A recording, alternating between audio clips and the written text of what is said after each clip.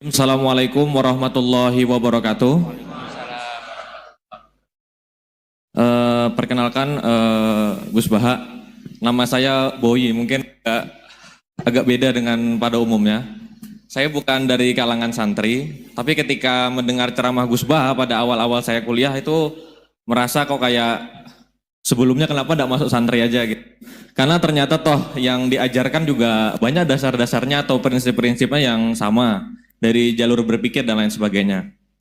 Yang ingin saya tanyakan di sini adalah ketika Gus Baha menyampaikan tentang diroyah, mungkin singkat saja Gus, apakah diroyah ini alat atau ilmu universal yang bisa digunakan ketika berdialog dengan orang-orang yang mengatakan itu kan kaidah kalian gitu, itu kan kaidahmu. Ada hal-hal yang memang tidak bisa dipersamakan atau tidak bisa digeneralisir. Ya mungkin seperti itu Gus. Dan juga yang terakhir, kalau boleh saya izin bersalaman boleh Gus. Kesempatan. Oke, Assalamualaikum warahmatullahi wabarakatuh.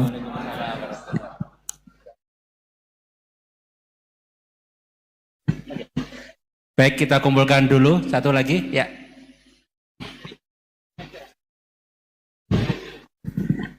Cek. Bismillahirrahmanirrahim. Assalamualaikum warahmatullahi wabarakatuh. Ya, perkenalkan saya Taufik Satrio, biasa dipanggil Tosa. Ya. Ya. Singkatan. Baik, langsung saja mungkin untuk pertanyaannya. Di Yaumil Akhir nanti kan ada yang namanya Yaumil Mizan. Itu pertimbangan gitu kan. Nah, itu bagaimana kalau timbangannya itu sama, artinya seimbang. Apakah itu nanti akan berada di tengah-tengah antara surga dan neraka atau seperti apa? Kemudian yang kedua, itu terkait dengan perbuatan buruk ke orang lain. Ketika kita berbuat buruk ke orang lain itu kan kita istilahnya zalim kepada orang lain.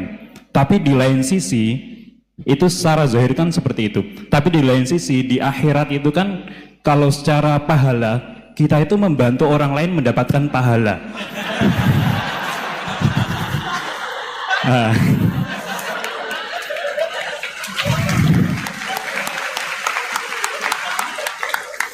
Jadi, seperti apa Gus? Terima kasih. Assalamualaikum warahmatullahi wabarakatuh. Terima kasih Mas Tosa, ya. Silakan Ibu, ya.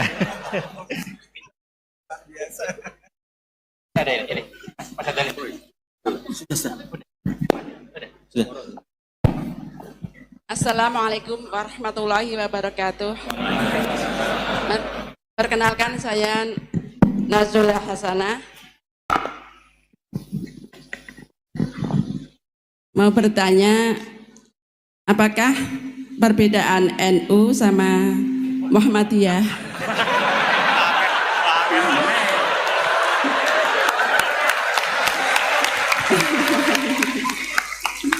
Tadi kan dijabarkan.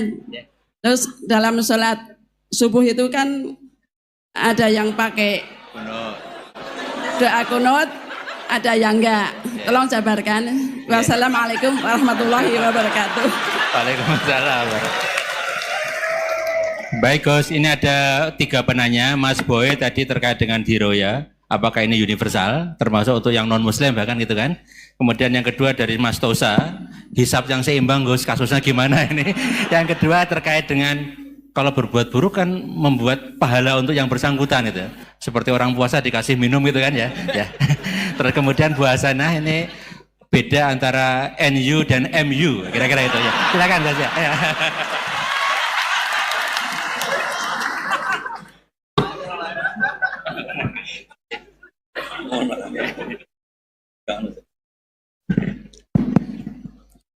Bismillahirrahmanirrahim. Sebelum saya jawab, saya senang kalian semua senang dengan sesuatu yang taat itu.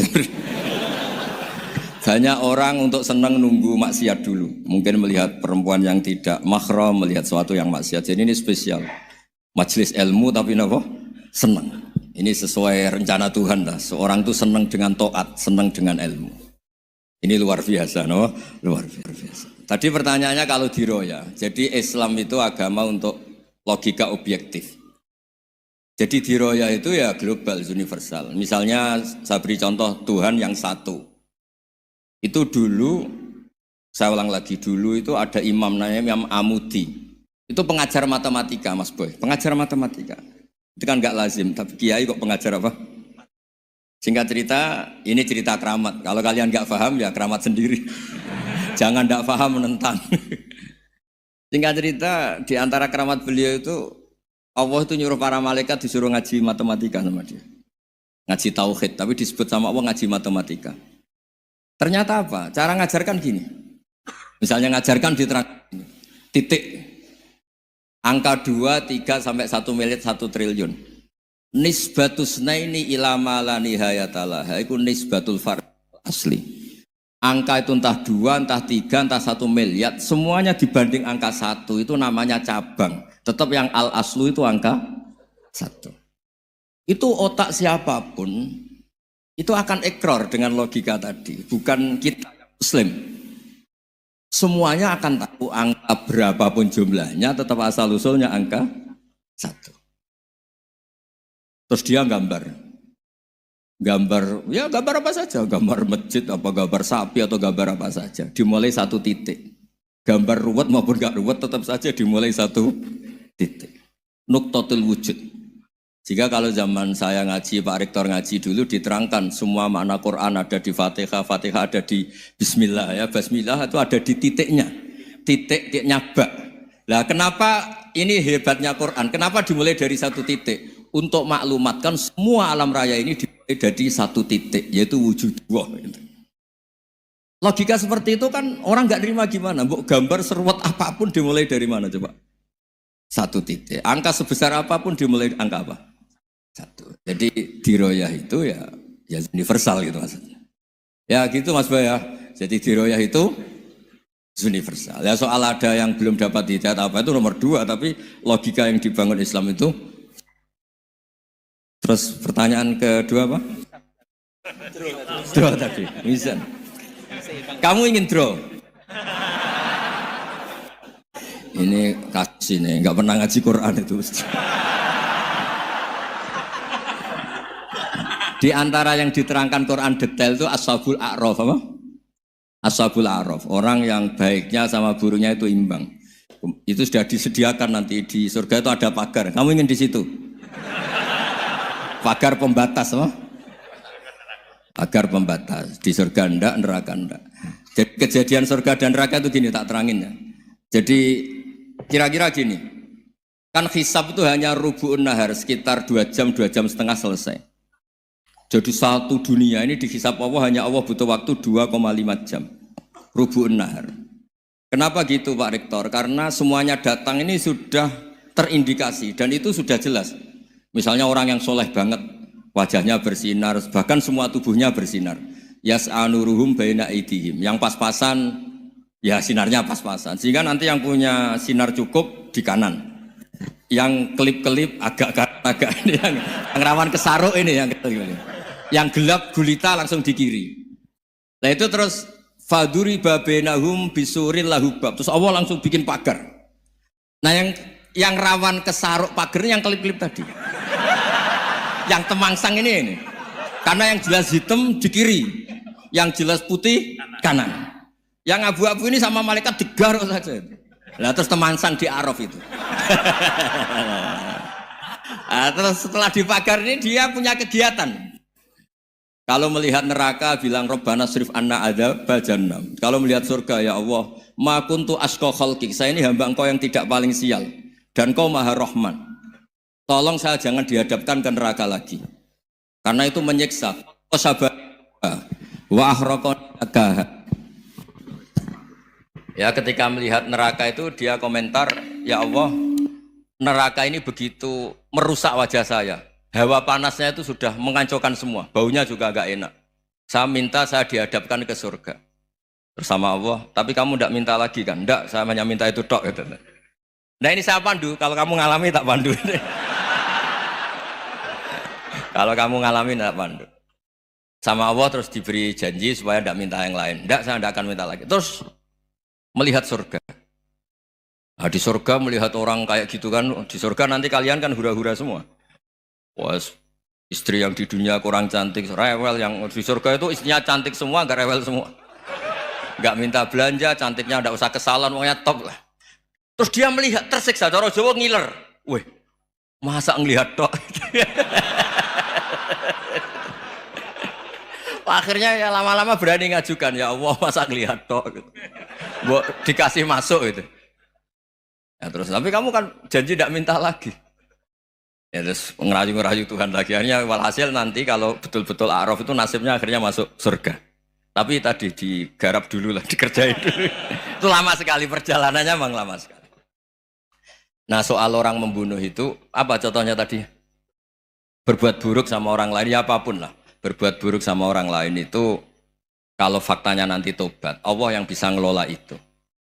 Makanya Nabi pernah senyum-senyum, pernah tertawa-tawa. Sungguh ketika Allah menghendaki rahmatnya itu semuanya indah. Yaqtulul qatil fayatubu hadza. Jadi ada orang nyun sewu membunuh, terus dia tobat serius. Kemudian al-maktul yang dibunuh ini masuk surga karena madlum. Qatilnya karena tobat serius juga masuk surga. Ya begitu juga di kedzaliman-kedzaliman yang lain. Jadi ya makanya tobat itu penting sekali. Ya taruh saja begini yang terkenal ya, contoh Wahsy itu jelas di surga karena syahid dibunuh Wahsy. Apa Hamzah? Hamzah ini jelas di surga karena matul syahidan. Dibunuh secara syahid oleh Wahsy.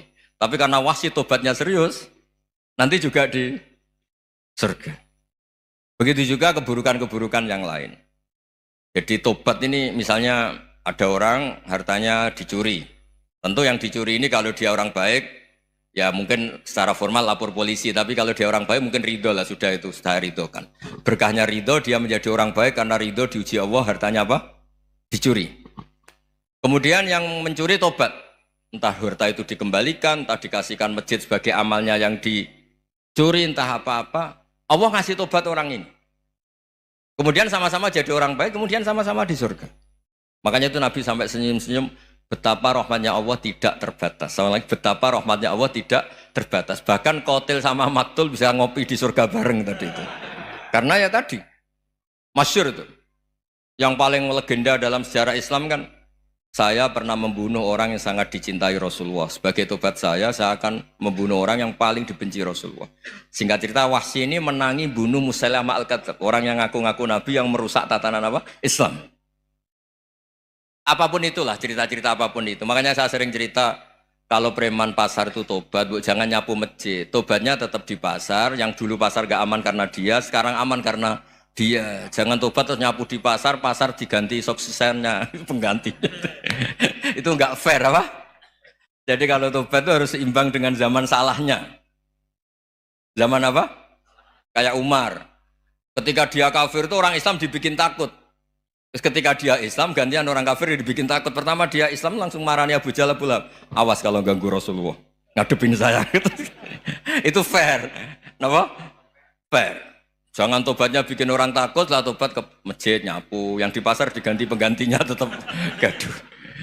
Gak boleh, harusnya kalau lama bikin pasar takut, ya sekarang lama bikin pasar apa? Aman. Itu tobat yang apa? Seimbang. Ya kira-kira gitu ya. Nanti tak pandu kalau sudah di Arab. Terus gimana? Yang ketiga NU sama MU. Satu itu beda seragamnya dan logonya.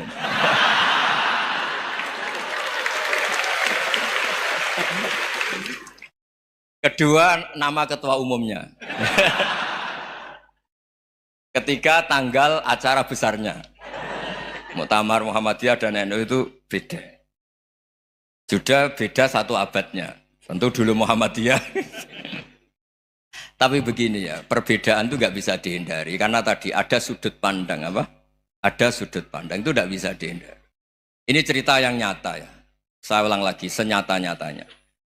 Andaikan betul Rasulullah itu hanya kunut 1-2 kali, maka kalau menurut mazhab Syafi'i, apa salahnya melakukan sunnah terus-menerus meskipun Nabi itu melakukan hanya beberapa kali? Karena pertama sesuatu yang pernah dilakukan Nabi pasti akan menjadi sunnah yang terus menerus. Nabi itu puasa Senin Kemis juga tidak selalu. Salah kalau ada orang bilang Nabi malah takut kalau ibadah sunat dilakukan terus menerus karena nanti takut diwajib. Itu masyhur dalam kaidah usul fikih. Tapi yang tidak kunut juga tidak salah karena ya tadi Nabi ya pernah kunut, Nabi juga pernah tidak kunut karena nabinya orang banyak. Kan bukan nabi kelompok tertentu, no? Jadi sederhana. Terus menyangkut ini dengerin betul sujud. Sujud itu banyak ulama yang mengatakan untuk sah itu harus melibatkan 7 anggota. Umirtu an asjuda ala sab'ati azumin al-jabha wal yaden wal rukbaten wal qadamen. Saya diperintahkan sujud itu melibatkan 7 anggota, yaitu jabha, yaden 2 tangan, 2 lutut, terus 2 qadamen. Tapi Imam Syafi'i ngendikan, andaikan ada pendapat yang mengatakan ukurannya cukup jabha, maka itu juga benar. Karena Nabi ketika sujud ngendikan sajadalaka wajhi wa sam'i wa basori. Ya Allah telah sujud ke engkau wajah saya, jabha saya. Nabi tidak menyebut tangan, tidak menyebut rukbaten, tidak menyebut qadamen. Ini wajah tu wajah, ukurannya itu hanya jabha. Itu kayak iya, kayak enggak. Nah hal-hal seperti itu yang menjadikan ada ijtihad. Ijtihad itu satu pemikiran yang cara sudut pandang itu kayak iya, kayak enggak. Nah itu terus ada Al-Madhaibul Arba'ah. Terus ketika implementasi di Indonesia, dulu Mbah Ahmad Dahlan juga ngaji Basoleh Darat. Mbah Hasyim Asy'ari juga ngaji Basoleh Darat. Ketika di Mekah sama-sama ngaji Syekh Khotib Minangkabau, sama-sama ngaji Syekh Mahfud Termas. Jadi ya kalau di keluarga kita itu ya biasa aja perbedaan-perbedaan itu selama masih ilmiah dianggap biasa aja. Karena memang ngelola sudut pandang itu nggak bisa ditertibkan. Nabi Yahya itu suka berkawan orang soleh. Karena berkawan orang soleh itu enak. Tapi kalau Nabi Isa suka dadani desa-desa tertinggal yang masih macam-macam. Ketika ditanya, kenapa engkau suka berkawan orang-orang gitu? Ana tabibun udawil mardo. Di mana-mana kiai itu ya nyembuhkan yang sakit. Jadi kalau dakwah yang sudah iman tuh akeh tunggali gitu. Tapi dakwah gitu kan tantangan. Itu sudut pandang. Ada nabi itu yang tertawa terus guyon terus. Yang satu murung terus. Ya sama Nabi Isa dan Yahya kan satu angkatan. Mali aroka dohikan fakaan nama tak manumin makrillah. Kamu kok tertawa-tawa terus seakan-akan nggak ada adab saja. Yang satu tanya, Mali aroka abisan kaan nakata kena tumir rahmatillah. Wong kok murung terus, koyok dunia orang rahmat deh. Nah anda ini orang hebat. Guyu banter ya iso, nangis banter ya iso. Nah itu sudah orang kombinasi itu. Isa ya mau, ya mau, Muhammadiyah ya gelem, NU ya gelem. Ya maksudnya sudah biasa aja. Karena tadi konstitusi NU yang mengatakan ibadah harus ikhlas karena Allah, Muhammadiyah juga sama harus ikhlas karena ya sudah kalau karena Allah sudah selesai kan. Yang menjadi masalah itu kan identitas untuk hadun nafsi untuk diri sendiri. Kalau kita ikhlas masalahnya apa? Coba masalahnya apa coba? Imam Syafi'i pernah di Masjid Abu Hanifah yang tidak kunut. Beliau enggak kunut. Ketika tanya, lima ada tarok tal kunut, ikroman di hadal madhab. Saya menghormati madhab ini. Jadi ya biasa. Sebaliknya juga sama. Orang-orang Hanafi kalau Imam Syafi'i kunut ya ikut kunut. Karena kalaupun Anda yakin itu tidak disyariatkan, kamu juga yakin itu tidak membatalkan apa? Sholat. Itu yang perlu dicatat. Kalau Anda tidak yakin sunat, kan tidak yakin kalau itu membatalkan sholat. Jadi sebetulnya kalau dianalisis secara keilmuan itu ya semuanya normal. Karena tadi Rasulullah itu al-bahrul muhit, Nabi itu lautan yang luas sekali. Orang akan mengambil air sesuai kapasitas masing-masing. Dan akan merasakan kualitas air juga sesuai kapasitas masing-masing. Orang yang sangat haus melihat air seteguk ini luar biasa. Tapi yang tidak haus mungkin melihat itu biasa-biasa saja. Jadi makanya saya mohonlah, sudahlah itu biasa saja, apalagi secara sanad ya sama, secara tradisi sama. Ya soal perbedaan tidak harus dengan NU, antara Muhammadiyah juga biasa beda. Mungkin di UI antar rektorat juga beda-beda. Yang satu suka dekat rektor, yang satu suka enggak. Monggo asal itu niatnya ikhlas. Terakhir saya beri cerita, ada sahabat ditanya, "Sifli wajah Rasulillah." Coba tolong saya ceritakan wajahnya Nabi kayak apa. Sahabat itu nangis senangis-nangisnya. Kenapa engkau menangis? Saya itu tidak pernah melihat wajah Rasulullah SAW. Loh kenapa? Engkau kan sahabat. Sungkan. Sebagai bentuk penghormatan saya tidak berani melihat wajahnya. Sebagai bentuk penghormatan pada waktu Nabi, saya tidak berani sowan. Nabi di dalam punya keluarga, punya istri, punya cucu. Kalau saya sowan tuh ganggu. Ya masuk akal. Bentuk hormat itu tidak ganggu kan. Tapi ada orang-orang yang bentuk hormat, bentuk sayang itu sering datang ke majelis Nabi. Sama-sama masuk akal. Bisa didebat gimana? Sama-sama masuk akal. Ya sudah, itu ijtihad. Maksudnya itu ijtihad. Itu sudah sama-sama masuk akal. Abul Hasan Asyadili itu kalau kemana-mana pakai mobil mewah, pakai baju mewah. Ketika ditanya, Anda ini ulama kok pakaiannya mewah, mobilnya mewah. Ben wong ra kepikiran nyangoni ya. Nah, tapi nek kowe tawaduk melas terus dibalik numbalmu sakit. Ngono ra iso mulai kiai ini. Ya tapi misalnya semua gitu mesti ada yang salah paham, itu keangkuhan. Tapi kalau semuanya kelihatan gembel, nanti orang trauma jadi kiai. Takut kayak itu. Ya sudah, itu wilayah ijtihad, sudah tidak usah pokoknya sudah, yang penting ikhlas. Anda berani tanggung jawab nanti ketika ketemu Allah Subhanahu wa taala. Nggih, ngoten. Assalamualaikum warahmatullahi wabarakatuh.